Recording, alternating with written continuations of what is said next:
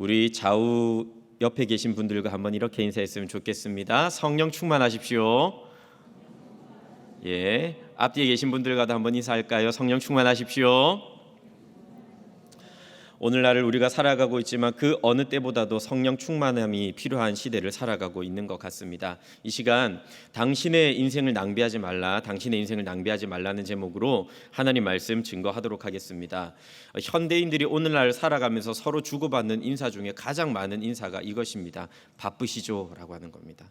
많은 분들이 저희 같은 목회자를 볼 때에도 바쁘시죠? 라는 질문을 던질 때가 참 많은 것 같습니다. 물론 대답은 이렇게 합니다. 아닙니다. 괜찮습니다. 안 바쁩니다. 말은 그렇게 하지만 사실 마음 한켠에는 늘 내가 참 바쁘게 살아가고 있구나라는 생각을 가지고 있는 것 같습니다. 가끔씩 바쁨을 느끼는 것은 괜찮지만 항상 바쁘다고 느낀다는 것은요, 우리가 무언가에 쫓겨서 살아가고 있는 것과 매 한 가지입니다. 그래서 이런 말이 있죠.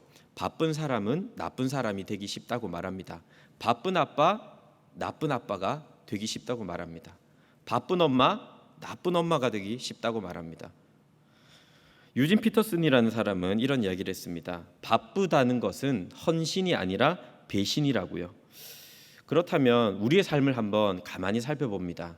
무엇이 지금 이 순간에 오늘날까지 우리들의 마음을 흔들고 있고 어떤 것에 우리의 시간을 쏟고 있는지 우리는 우리들의 인생을 가만히 살펴보아야 하겠습니다. 전도서 11장 9절은 우리들에게 이렇게 말씀합니다. 제가 읽어드리겠습니다. 청년이여 내 어린 때를 즐거워하며 내 청년의 날들을 마음에 기뻐하여 마음에 원하는 길들과 내 눈이 보는 대로 행하라. 그러나 하나님이 이 모든 일로 말미암아 너를 심판하실 줄 알라. 사실 이 말씀은 청년들에게만 적용시킬 말씀이 아닙니다. 하나님께서는 우리에게 자유를 주셨고 시간을 허락하여 주셨으며 그 시간을 이 자유를 통해서 다스릴 수 있는 시간의 청지기로 우리를 세워 주셨습니다. 주어진 시간 우리들의 마음대로 활용하고 보낼 수가 있습니다. 그러나 이것은 분명히 기억해야 합니다. 우리는 마지막에는 결국에는 하나님 앞에 서게 될 것입니다. 이 땅에서 우리에게 주어진 모든 기회와 시간들을 어떻게 보냈는가에 따라서 우리는 하나님께 심판을 받게 될 것이라는 것을 반드시 기억해야 합니다. 방금 우리가 읽었던 이 에베소서 말씀은요, 1장부터 3장까지는 그리스도인의 정체성에 대해서 말씀하고 4장부터 6장까지는 그리스도인의 삶에 대해서 이야기를 합니다. 그 중에서 오늘 우리가 함께 읽었던 이 본문의 말씀은 인생을 낭비하지 말아야 한다는 것에 대해서 가르쳐주고 있습니다. 이 세상의 물결에 휩쓸려서 어리석게 살아가지 말고 하나님의 자녀답게 살아가라고 우리들에게 거듭 강조하고 있습니다. 그렇다면 본문은 우리가 인생을 낭비하지 않고 살아가기 위해서는 어떻게 살아가야 할지 두 가지로 우리들에게 말씀해 주고 있습니다.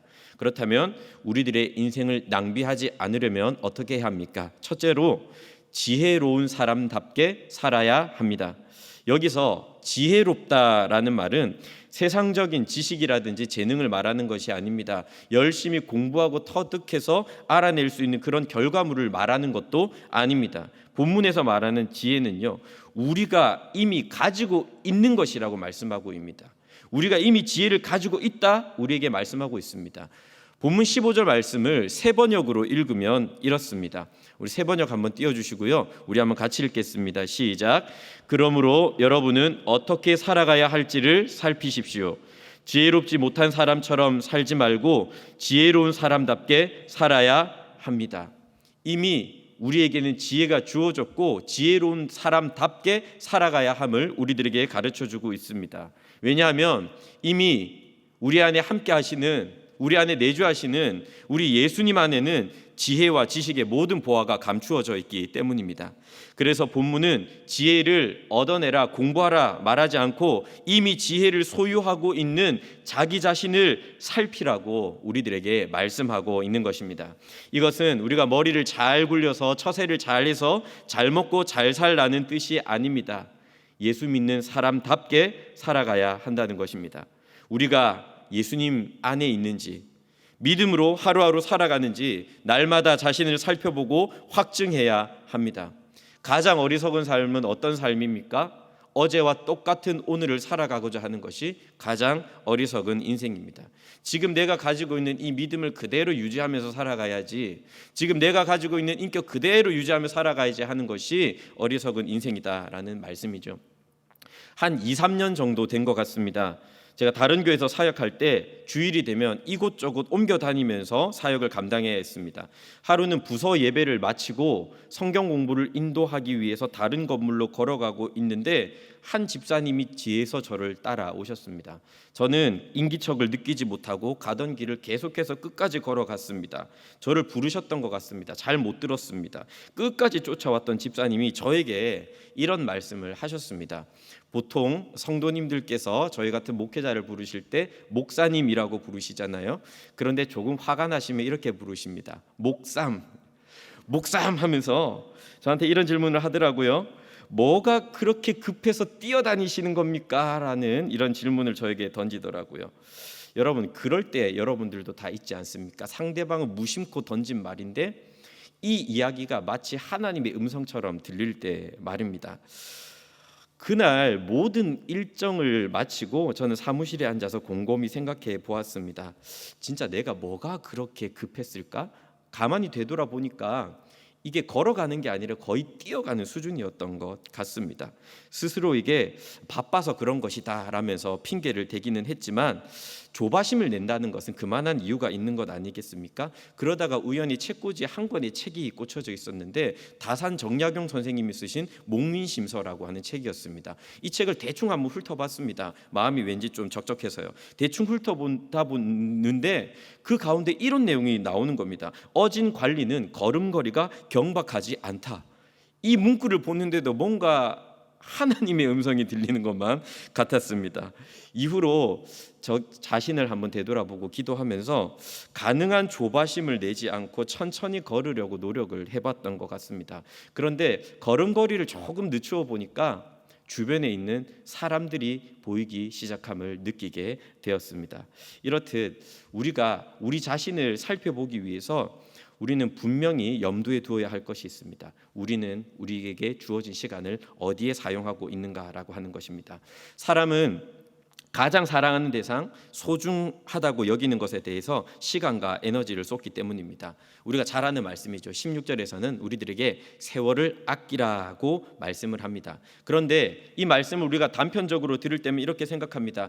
시간 관리를 잘 해야 되겠구나. 나에게 주어진 시간을 아껴서 사용해야겠구나. 이런 생각을 하지만 여기서 아끼라라는 말은 헬라어로 엑사고라조라는 동사가 사용되었는데 이것은 주로 매매용으로 사용되었던 단어입니다. 그러니까 값을 주고 사다, 건져 올리다라는 뜻을 가지고 있습니다. 그러니까 너에게 주어진 이 시간과 세월을 값을 주고 사라, 건져 올려라라는 뜻이죠. 이 말은 곧 무엇을 의미합니까? 우리들에게 주어진 세월이, 우리들에게 주어진 인생의 시간이 굉장히 위험하다라는 의미이기도 합니다. 그렇기에 우리는 이 시간을 건져 올려야 하고 구해내어야 한다는 것입니다. 왜 그렇습니까? 우리는 대체적으로 그런 생각합니다. 인생이 짧기 때문에 이 시간을 건져 올려야 된다고 생각하지만 아닙니다. 오늘 본문의 말씀에서는 분명히 우리들에게 가르쳐주고 있습니다. 때가 악하기 때문입니다. 사단은 우리들의 시간을 끊임없이 빼앗아 가려고 합니다.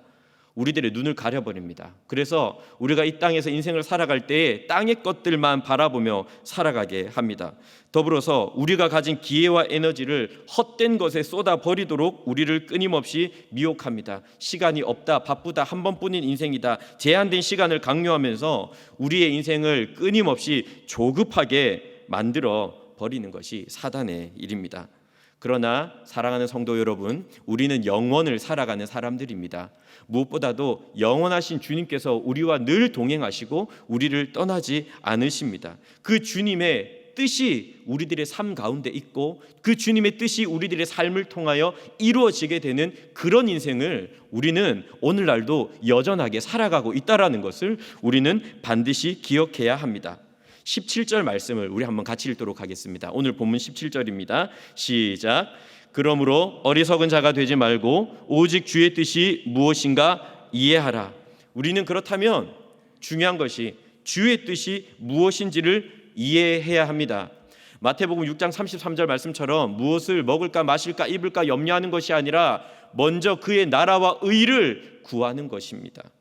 거북이는 느려도 행복하다라는 이런 책이 있습니다. 이 책의 저자는 우리가 잘 알거니와 토끼와 거북이의 달리기 시합을 예로 들어 이야기하면서 이 토끼와 거북이의 차이는 이 목표의 차이였다라고 이야기를 합니다.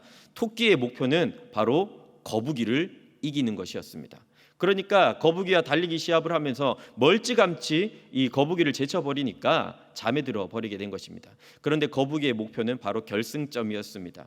토끼를 바라보고 달려갔던 것이 아니라 결승점을 바라보고 달려갔기 때문에 끝까지 잘 완주할 수 있었고 토끼를 이긴 것은 덤이었다라고 이야기를 합니다.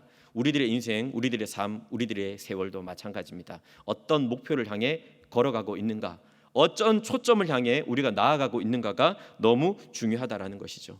이쯤에서 우리는 질문해 봅니다. 우리의 초점은 어디에 있습니까? 그렇다면 우리는 인생의 초점을 어디에 맞춰야 할지 누구에게 배워야 합니까? 물론 예수님입니다. 우리 예수님은 우리가 잘 알거니와 결코 길게 살지 않으셨습니다. 33년이라는 짧은 인생을 사셨습니다. 하지만 예수님께서는 모든 순간마다 주어진 시간마다 그리고 당신의 인생의 절정이었던 십자가 앞에서도 늘 변함없이 하나님의 뜻에 집중하는 인생을 사셨습니다. 당신을 향한 하나님의 뜻을 완전히 알고 이해하셨습니다. 그로 인해 하나님의 뜻 때문에 때로는 감사하기도 하셨지만 그 하나님의 뜻 때문에 때로는 괴로워하기도 하셨습니다. 비록 짧게 사셨습니다. 그러나 주님은 십자가 위에서 마지막으로 다 이루었다고 말씀하셨습니다. 여러분, 바꾸어서 우리가 33년만 살았다고 생각해 보십시오. 우리들의 인생이 참 짧았다, 아무것도 잃은 것이 없다, 너무나도 아쉽다, 허무하다 이야기하지 않겠습니까? 그런데 예수님께서는 다 이루었다 말씀하셨습니다. 왜냐고요? 온전히 하나님의 뜻에 집중하여 그 뜻을 이루는 삶을 살아가셨기 때문입니다. 그러므로 우리들의 인생은요, 오래 사는 것보다 바르게 사는 것이 중요합니다. 하나님의 뜻에 순종하며 살아갈 때 그것이 가장 복된 삶임을 믿으시길 바랍니다. 사랑하는 여러분, 우리가 인생을 낭비하는 이유는요, 다른 것이 아닙니다. 제가 방금 전에 말씀드렸던 이 지혜들을 우리가 묻어두고 살아가기 때문입니다. 자기 자신을 살펴야 한다라는 사실 우리 모두가 잘 알고 있습니다. 세월을 건져 올려야 한다는 사실 우리 다 잘 알고 있습니다. 주님의 뜻을 분별하며 살아가야 한다는 것도 모두 알고 있습니다. 그런데 이것들을 묻어두는 게 바로 문제입니다. 사실상 모르는 게 문제가 아닙니다. 아마 이 자리에서 예배를 드리고 있는 울산교회 성도님들 정도의 수준이라면 제가 확신하건대 초대교회 성도들보다 성경 지식은 훨씬 더 많으실 거라 생각합니다. 그런데 우리의 문제가 무엇입니까? 이것들을 자꾸만 묻어두고 살아간다라는 것입니다. 우리 안에 분명히 예수 그리스도 안에 있는 지혜가 있는데 이 지혜를 묻어두고 살아가기에 우리는 우리의 인생을 낭비하며 살아가고 있는 것입니다. 의지가 없는 게 문제입니다. 그렇다면 우리가 지혜 있는 자답게 살아가기 위해서는 순종할 힘이 필요합니다. 그래서 오늘 본문의 말씀은 두 번째로 우리의 인생을 낭비하지 않기 위해서 성령으로 충만해져야 한다고 말씀하고 있습니다. 18절 말씀을 보시면 먼저 술 취하지 말라고 우리들에게 이야기를 하고 있습니다. 많은 사람들이 술 취하지 말라라는 말씀을 자기 식대로 해석을 해버립니다.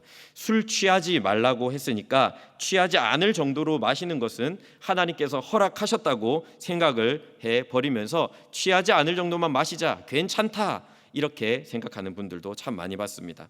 물론 이 술의 문제를 구원의 문제와 결부시켜서 생각할 수는 없습니다. 그러나 성경에서도 분명히 기록하거니와 술은 우리의 자제력, 이해력, 분별력, 판단력 등 사람답게 행동하는 모든 좋은 요소들을 마비시켜 버리고 본능적인 요소들은 끊임없이 부추겨 버립니다. 결국 이 술 취함이라고 하는 것은 오늘 본문의 말씀에서도 기록하고 있거니와 방탕함으로 이어질 수밖에 없습니다. 사도 바울은 다른 서신서에서 이 술 취함이라고 하는 것을 어두움에 속한 행위, 또 육체의 일로 간주하였습니다. 직분자를 세울 때에도 술을 즐기지 않을 것을 말하며 디도에게는 나이 많은 여성도들이 술의 종이 되지 않도록 가르치라 신신당부하고 있습니다. 베드로는 술에 취하는 것은 이방인의 뜻을 따라 행하는 것이다라고 분명히 이야기하고 있습니다. 이 본문의 말씀을 주석하며 핸드릭슨이라는 사람은 이런 재미있는 이야기를 했습니다. 고대인들은 과음을 하며 이방 신들에게 환상적인 지식을 얻는다고 믿었다. 그러니까 이방인들은 술 취하는 것을 통해서 자기가 믿는 신의 뜻을 알게 된다고 생각했다라는 것입니다. 그러니까 과음이라든지 성적 문란 같은 것들을 종교라는 행위를 통해서 합리화시키는 것이죠. 그게 바로 이방 종교의 특징입니다. 그런데 이 특징은 오늘날 살아가는 우리 성도들에게도 있는 모습인지 모릅니다. 자기 자신을 어떤 말씀과 경구를 가져와서 합리화시키면서 살아가는 것, 그게 아닌 것 알면서, 그게 다른 것 알면서, 그게 틀린 것을 알면서도 자기 자신을 끊임없이 합리화시키는 것이 마치 이방인과 비슷한 우리들의 모습은 아닌가 생각해 봅니다. 이 유명한 존 스토트라는 목회자는 이런 얘기를 했습니다. 지나친 음주는 사람을 짐승처럼 만들지만 성령 충만은 그리스도의 형상으로 변화시킨다고요. 그리스도 안에서 지혜 있는 자답게 살아가기 위해서 정말 우리들에게 필요한 것이 무엇입니까? 그것은 바로 성령 충만입니다.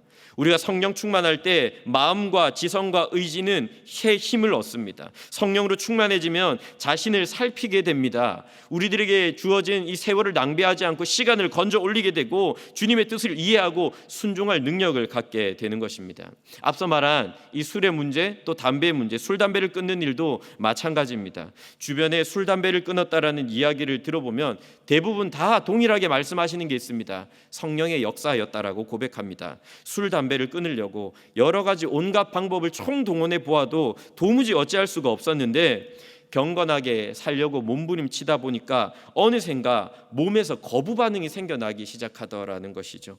그리고 그 술 담배가 보기도 싫어졌다라는 이야기를 저는 몇 번 들은 적이 있습니다.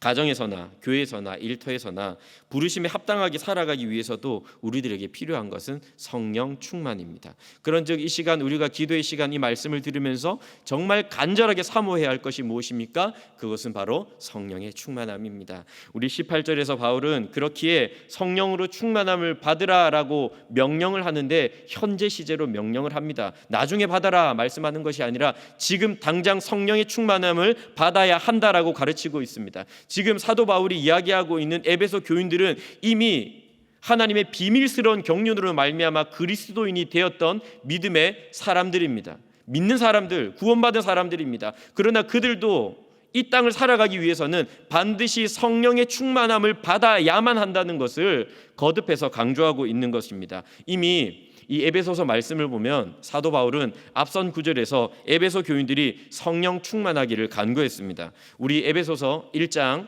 17절에서 19절 말씀입니다. 우리 한번 같이 읽도록 하겠습니다. 시작.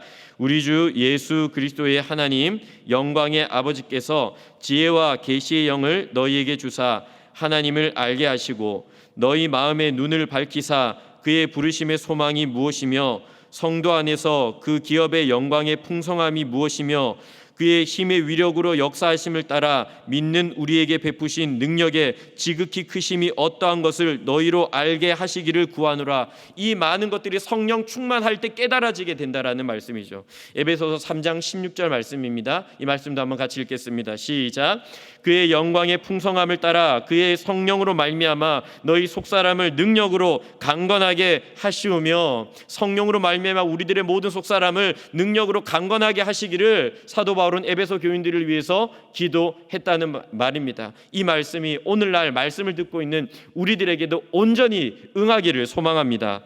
19절부터 21절 말씀을 보면 이 성령 충만의 결과에 대해서 우리들에게 말씀하고 있습니다. 먼저 신령한 노래로 서로 화답한다고 말씀하고 있습니다. 찬송을 그냥 혼자서 부르는 것이 아니라 찬송을 주고받으며 서로에게 교훈하고 권면하는 것입니다. 이렇듯 성도들이 모이는 곳에는 반드시 교제가 있습니다. 우리가 드리는 예배도 마찬가지입니다. 혼자 드리는 것이 결단코 아닙니다. 언약 공동체인 교회는 정한 시간과 공간 속에서 함께 예배합니다. 예배 가운데 교제가 있는데 위로는 하나님과의 교제가 있고 옆으로는 성도들 간의 교제가 분명히 있습니다. 오늘날 우리가 이 코로나 상황으로 말미암아 불가피하게 온라인 예배를 드리고 있지만 이것을 온전한 예배라고 하기에는 부족함이 많습니다. 어떤 이는 이런 이야기도 합니다. 이제 시대가 바뀌어가고 있으니 4차 산업혁명 시대가 도래하였으니 다음 세대는 메타버스로 운영해야 된다, 이렇게 주장하는 분들도 있습니다. 하지만 저는 그렇게 생각하지 않습니다. 온전한 예배는 하나님과의 만남, 그리고 성도와 성도의 만남과 교제가 반드시 있어야 합니다. 인격과 인격을 마주하는 것이 참된 예배입니다. 소망하기는 하나님께서 온 세상을 주관하시고 또 하나님께서 모든 성도들의 마음을 돌이켜 주셔서 우리 울산교회에서 온전한 예배가 100% 회복되기를 간절히 소망합니다. 20절 말씀을 보시면요, 또 성령 충만함의 결과로 모든 일에 감사한다고 우리들에게 말씀하고 있습니다. 육신의 눈으로 우리들의 인생을 가만히 살펴보십시오. 세상 기준과 세상 잣대로 우리들의 삶을 평가한다면 우리는 불평할 것밖에 없습니다. 그렇기 때문에 오히려 믿는 사람들이 세상 사람들을 보면서 부러워하고 세상 사람들을 바라보면서 열등감을 느끼게 됩니다. 과거에 대한 상처가 여전히 깊게 남아 있습니다. 현재를 한번 되돌아보니까 굉장히 실망스럽습니다. 장래를 생각해 보니 굉장히 불안합니다. 그렇다 보니까 원망하고 불평하고 또 걱정하고 염려하는데 우리들의 인생의 시간을 낭비해 버리는 경우가 얼마나 허다한지 모릅니다.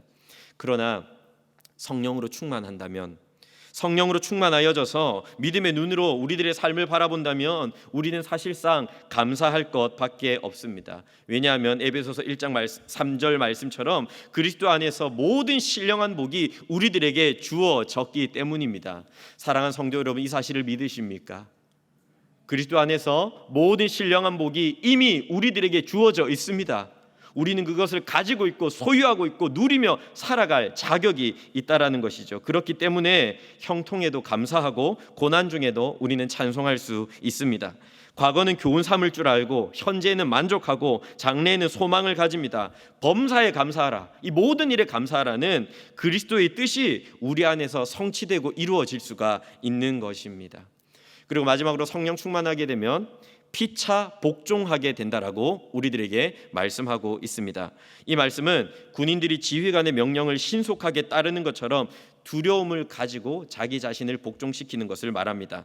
이것은 지도자에게만 복종하는 것이 아니라 모든 구성원들에게 상호 복종하는 것을 말합니다. 이것은 평등보다도 훨씬 더 높은 가치입니다. 모든 사람이 평등을 강조하다 보면 자기 권리를 내세우게 되는데 이 피차 복종이라는 것, 상호 복종은 자기 권리를 포기하면서 공동체를 세우는 것이기 때문에 그렇습니다. 그러나 우리는 알고 있습니다. 우리들이 살아가고 있는 이 현실 세계 속에서 상호 복종하는 것, 피차 복종하는 것이 얼마나 어려운 일인지 말입니다. 오늘날 복종이라고 하는 단어 자체에 사람들이 얼마나 거부 반응을 느낍니까? 그 대상이 하나님이라고 할지라도 사람들은 복종이라는 단어에는 거부 반응을 느끼는 경우가 참 많이 있습니다. 사실 가까운 부부 사이에도 상호 복종이라는 것이 굉장히 어렵습니다. 부모와 자녀 사이에도 그렇습니다. 교회에서도 마찬가지입니다. 나의 권리를 포기한다라는 것, 나의 자존심을 내려놓는다라는 것이 얼마나 어렵고 힘든지 모릅니다. 이것이 과연 인간의 힘으로 가능한 일일까요? 저는 불가능하다고 생각합니다. 오직 성령으로 충만해져야 서로 순종할 수 있습니다.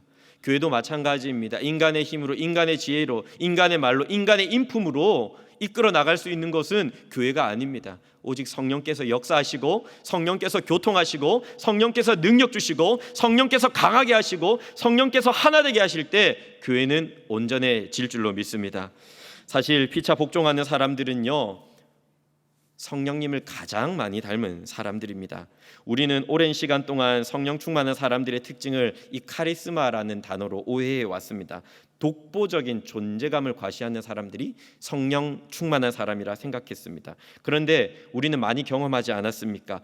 독보적인 존재감을 과시하면서 사람에게 무례하게 대하거나 자기 주장만 고집하면서 공동체를 분열시키는 경우를 많이 바라보았습니다. 그러나 성령의 충만함은 그 정반대라고 생각하시면 되겠습니다. 왜냐하면 성령 하나님이 결코 그런 분이 아니시기 때문입니다.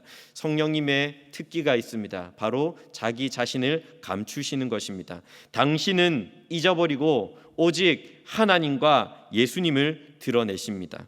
성부와 성자가 영광을 받으실 때면 성령 하나님께서는 조용히 뒤로 물러서십니다. 그래서 혹자는 성경을 읽으면서 그런 생각합니다. 성령 하나님이라는 존재는 뭔가 성부 성자에 비해서 열등한 존재가 아닌가 생각합니다. 그러나 그렇지 않습니다. 성령 하나님은 성부 성자와 영광과 권능은 동등하시지만 완전한 상호 복종과 자기 부인으로 자기 자신을 숨기시는 것입니다.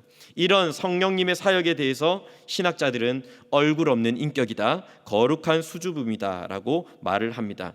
그래서 정말 이 성령 하나님을 깊이 아는 사람은 성령 하나님에 대해서 다들 이런 표현을 합니다. 성령 하나님은 아름다우신 분이라고 말합니다. 그리고 성령 충만한 사람에게는 특징이 일어나게 되는데 그들의 삶에서 향기가 난다라는 것입니다. 왜냐하면 아름다우신 성령 하나님께서 내주하시고 역사하시고 그를 만들어 가심으로 말미암아 아름다운 예수 그리스도의 형상의 모습으로 변화되어져 가기 때문입니다. 이렇듯 성령 충만한 사람은 가정에서나 교회에서나 일터에서나 겸손하게 자기 자신의 본분을 다합니다. 자기 몫을 다하지만 그것을 과시하거나 자랑하지는 않습니다. 자기는 부인할지라도 공동체를 세워가는 사람이 성령 충만한 사람입니다. 오직 자기의 영광이 아니라 하나님께서만 영광 받으심으로 기뻐합니다. 그러다 보니 다투고 미워하는데 누군가를 독하게 시기하는데 그의 인생을 결코 낭비하지 않습니다. 이제 말씀을 맺고자 합니다. 우리는 한 번뿐인 인생을 정말 살아갑니다. 그런데 그 인생을 우리들의 어리석음 때문에 술 취함으로 인하여서 불평과 미움 때문에 낭비하지 말아야 하겠습니다. 이를 위해서 우리는 지혜로운 사람답게 살아야 합니다. 성령의 충만함을 받아야 합니다. 그래서 하나님께서 기뻐하시는 인생을 살아야 합니다. 여러분 잘 아시겠지만 초대교회는 혼란 가운데 여러 차례 위기가 있었습니다. 그러나 그 위기 속에서 지혜와 성령이 충만한 7 집사를 세웠습니다. 그들로 말미암아 다시금 말씀이 왕성해지고 주님의 몸된 교회가 든든히 세워졌다라는 것 여러분들이 잘 알고 계실 것입니다. 오늘날 얼마나 혼란스럽습니까? 마치 교회의 위기처럼 보이는 때를 우리는 살아가고 있습니다. 그러나 오늘날도 마찬가지입니다. 지혜롭고 성령 충만한 하나님의 사람들을 통해서 주님의 복음은 여전히 능력 있게 선포될 것입니다. 지혜롭고 성령 충만한 하나님의 사람들을 통해서 주님의 몸된 울산교회는 든든히 세워지게 될 것입니다. 그런 사람들이 저와 여러분이 되시기를 주님의 이름으로 축복합니다.